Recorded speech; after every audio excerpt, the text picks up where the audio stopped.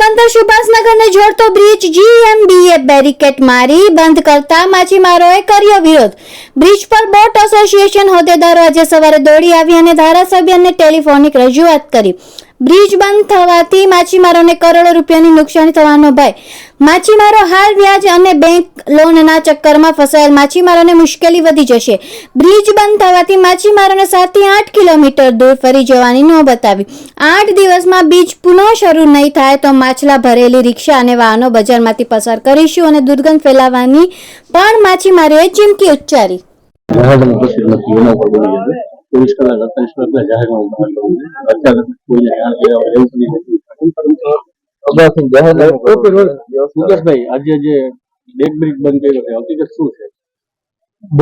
ગઈકાલે સવારે વહેલી સવારે કલેક્ટર શ્રી અને જીએમબી ના અધિકારીઓ આવીને તાત્કાલિક આ ડેક બ્રિજ બંધ કરવાની જાહેરાત કરી અને મને ટેલિફોનિક જીએમબી ના અધિકારીનો ફોન આવ્યો કે અમે કલેક્ટર શ્રીની સૂચનાથી આ ડેક બ્રિજ બંધ કરીએ છીએ।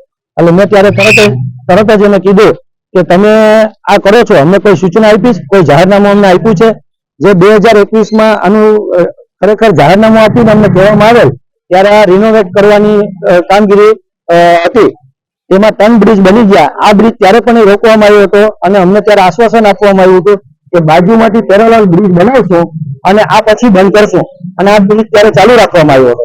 પણ ગઈકાલે અચાનક આ બંધ તમામ વાહનો માટે બંધ કરી આપેલ અને અમારી ઉગ્ર કાલે પણ અમારી બધા પબ્લિકોએ ઉગ્ર રજૂઆત કરી ત્યારે સ્કૂટર માટે ચાલુ કરવામાં આવ્યો। સાંજે આખા દિવસ સ્કૂટર માટે પણ બંધ કરેલા હતા। આ જે પુલ છે એને કારણે તમને કેટલો વાહનોને કેટલો ફેરો છે? માછીમારોને આ પુલ બંધ કરવાથી માછીમારોનો જે સુભાષનગર સાઈડ તમને ખ્યાલ છે કે જે લેન્ડિંગ પોઈન્ટ છે એ સુભાષનગર છે, ત્યાંથી અમારો તમામ માલ લઈ અને અમારે લકડી બંદર જે ફ્રેશ ફિશની વખારો છે ત્યાં નાખવાનો થતો હોય છે। તો આ માટે અમારે સિટીમાં થઈને આવવું પડશે, એટલે 5 થી 7 કિલોમીટરનો એક તો વાહન વ્યવહારનો અમારો ખર્ચો વધશે, એટલે રિક્ષાવાળાને જે અમારા એના ભાડા વધશે। અત્યારે જે અમારા ઉપર કપરી પરિસ્થિતિ ચાલી રહી છે, માછીમારો અત્યારે દરેક રીતે હેરાન પરેશાન છે। જે વ્યાજના ચક્કરમાં અને બેંક લોનના ચક્કરોમાં આવી ગયા છે, મછલીનો કેજ મળતો નથી, ત્યારે આ ખર્ચો અમને રોજનો લાખો રૂપિયાનો લાગશે। તો આ બ્રિજ કેટલો ટાઈમ બંધ રહેશે તો અમને કરોડો રૂપિયા, એટલે માછીમારી બિઝનેસ પોરબંદરનો આખો માછીમાર ધંધો જાતનો ચોપટ થઈ જશે।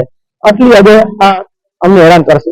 તમે આ બ્રિજ નહીં પૂરો થાય તો કઈ રીતે વિરોધ કરવાનો છે ને કેવો વિરોધ હશે તમારો? કેટલા દિવસ?